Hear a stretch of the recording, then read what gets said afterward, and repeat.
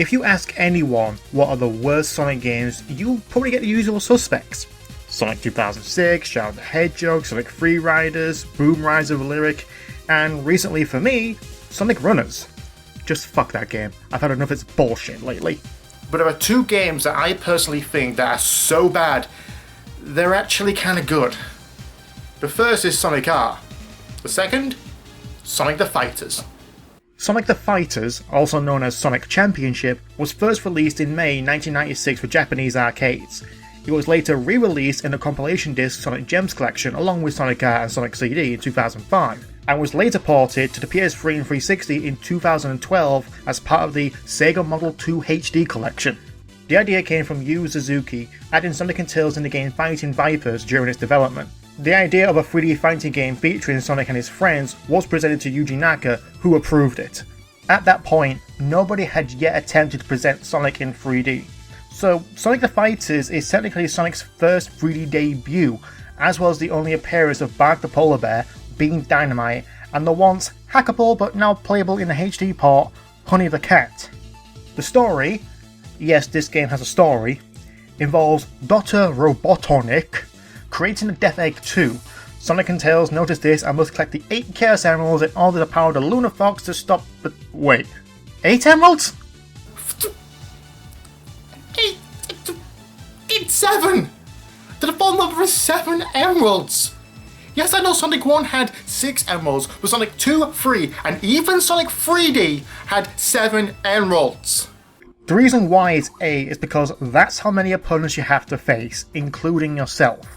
These fights appear in a set order: Knuckles, Amy, Bark, Espio, Tails, Fang, Bean, Sonic. Depending on which character you choose, you have to fight a clone made by Eggman. So if you chose Sonic, you fight a discoloured Sonic. Afterwards you fight Metal Sonic, who is an overpowered cheating son of a bitch. And finally Eggman and his mech, of which you only have 15 seconds to beat. You win, escape the Death Egg 2 as it explodes, and that's it. You know what? I can't complain. That's a Sonic plot. Yeah, it's not much, but it fills the space. Unlike Soul Calibur, Tekken, and Mortal Kombat, who have so much lore and backstory and a push into your face. Look, I don't give a shit about that. I just want to kick someone's ass. Speaking of which, the controls are basic and easy to master. There's nothing really technical about them. You have a basic punch, kick, and block. Both punches and kicks can be used in quick hit combos, and hold in any direction while attacking can change your attacks from basic stomps, barrier breaking heavy attacks, to character specific specials like Sonic Spin Dash or Bean's Bombs.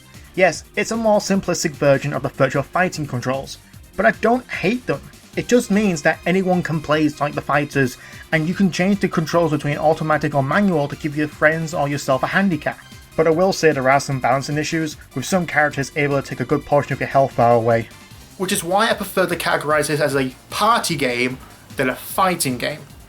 Yes, it has all the bells and whistles of a fighting game, but there's no other place than a party you would ever bring this game up. Yo, who's up for a game of Sonic Fighters?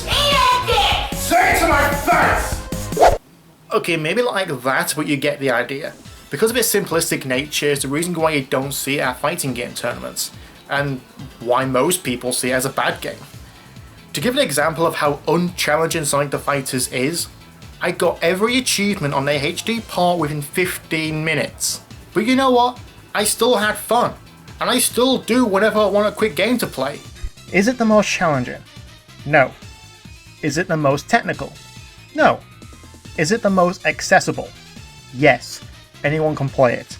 And that's not including the colourful graphics which take advantage of its cartoony nature with large hands and feet when attacking and stretched bodies when flying or smashing against the ring. Not to mention the super catchy soundtrack. Seriously, you'll be humming these tunes for days to come. So bad it's good, I consider it underrated. And hey, it even got an adaptation in the Archie comics. I rate this game 6.5 out of 10.